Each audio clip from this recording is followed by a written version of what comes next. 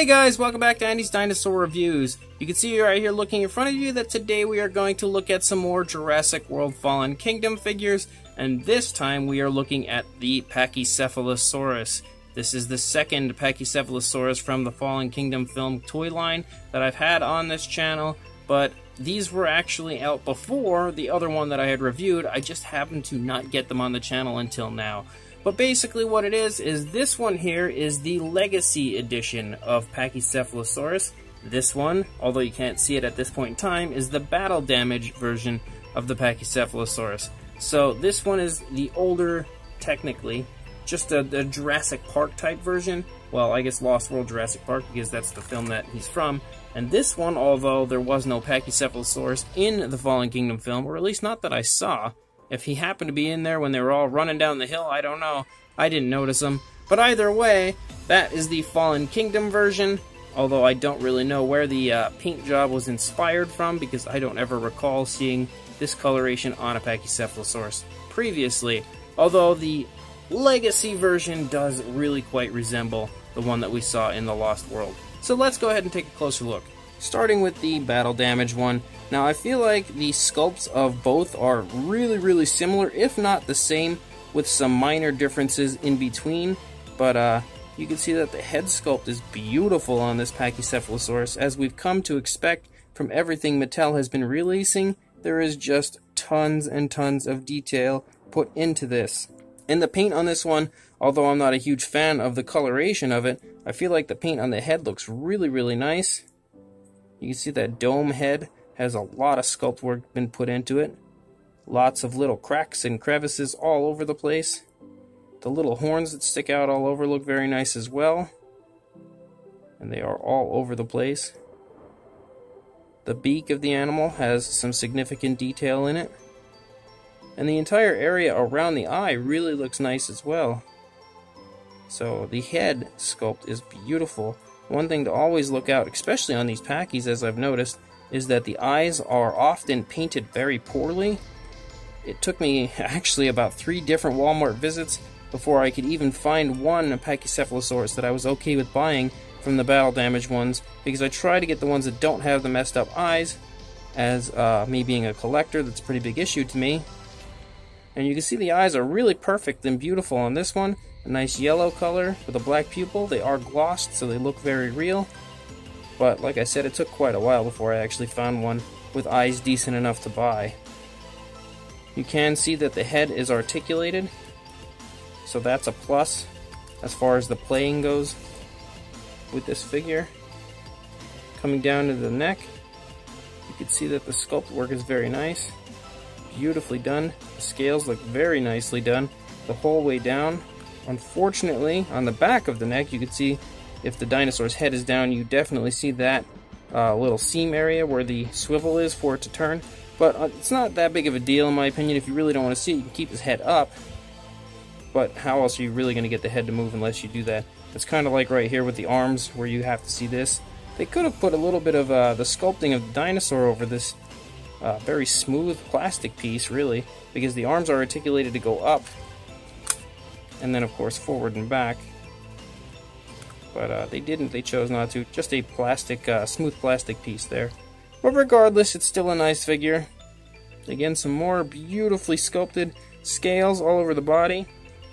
Impressive how they've been sculpted, as they are all different sizes.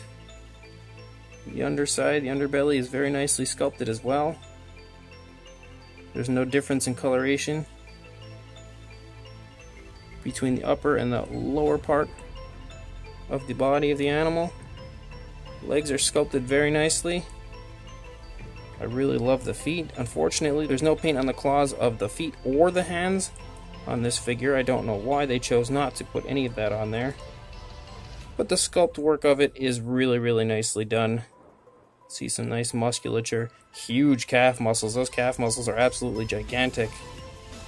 I love the larger scales that run down here. And then the front of the leg looks very beautiful. Somewhat armored. And then coming back to the tail, you can see a seam here on the tail, but that's just to connect the tail. Sculpt work and paint is very nicely done back here as well. The tail is not articulated Does not move at all, regardless of that seam being there. And then you can see over here, this does have that battle damage where you poke it and now he's injured. I'm not super sold on that. It's good, but I kind of miss the old Kenner style where you can actually remove the piece from the body. That was pretty awesome. I really still do miss that and love that. But it's not terrible like this.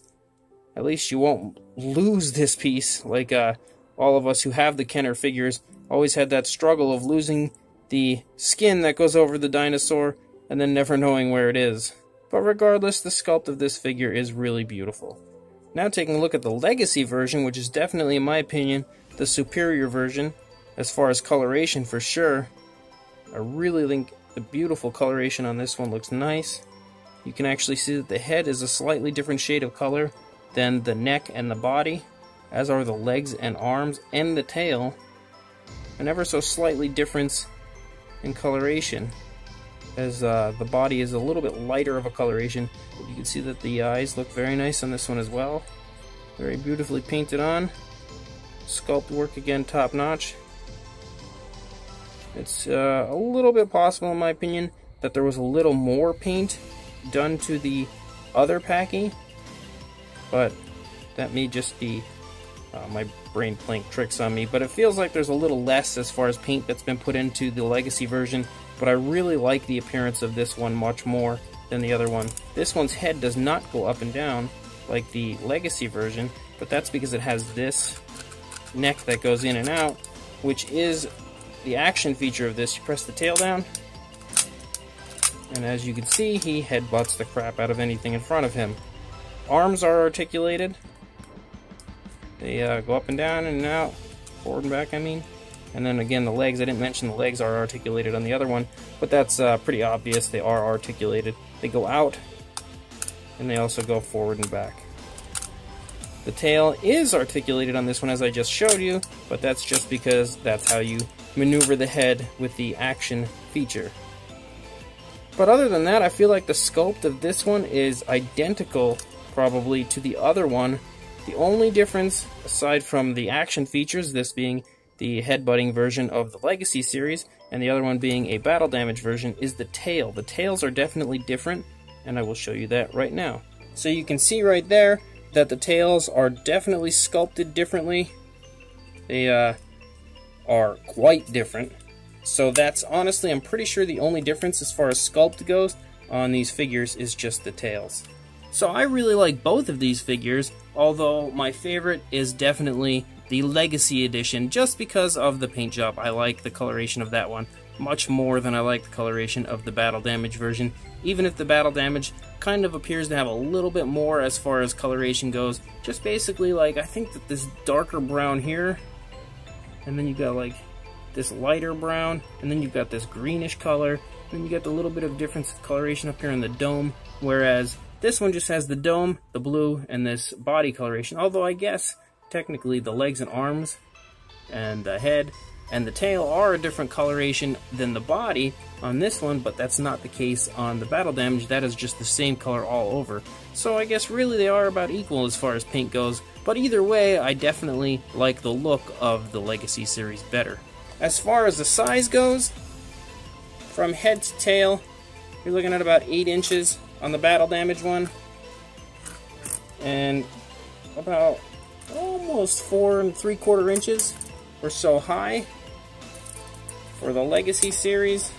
Oh, you're looking at almost 7 3/4 inches long, and then pretty much the same height, spot on, about 4 3/4 inches high as the battle damage one.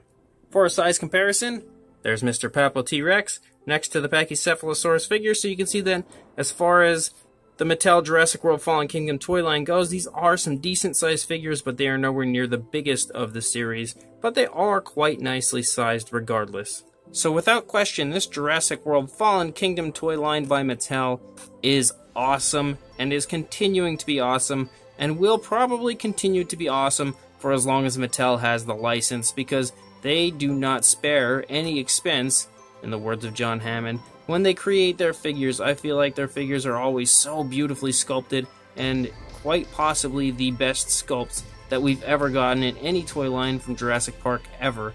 that's probably not just an opinion shared by me, but a lot of people, because these things just look so nice and so much work has gone into the sculpts that it is just kind of ridiculous how beautiful the toys are that we are getting from this toy line. Makes me just feel like a kid again collecting all these things because I cannot stop buying them. Not to mention the fact that we got this awesome Legacy series that is just giving us all these vintage versions of the dinosaurs that we know and love, and a lot of the kids currently don't even probably know about, so it's great for them to get a chance and visit these dinosaurs as well. Maybe they'll go ahead and watch the other original 3 movies before watching Jurassic World, or at least maybe after. Either way, they need to watch them because those movies are awesome. So if you do want to buy these guys, the Legacy Series one is from Target, and he was actually kind of hard for me to find. It took me quite a while. I don't know if you can buy him online. I will look for you guys, but he is a little harder to find. The Battle Damage one, not so much. He's very, very easy to find. He's at pretty much every Walmart that I've ever been to. Like I said, the eyes are a little tough to find one with decent eyes, but you can quite easily, normally anyway, access these figures at Walmart with the Battle Damage version. So go ahead and check your Walmart. I will check the website and see if he's on there. I know the Pachycephalosaurus for the Legacy series is not on the website of Target, but I will see if I can find him somewhere on maybe Amazon or Walmart. But regardless, I will check again for the Battle Damage one on Walmart's website because he may be on there. I'm not 100% sure. If not, go ahead and head to those stores respectively. Purchase these guys because they are awesome. And please like, comment, and subscribe, and I will see you in the next review. Thanks for watching.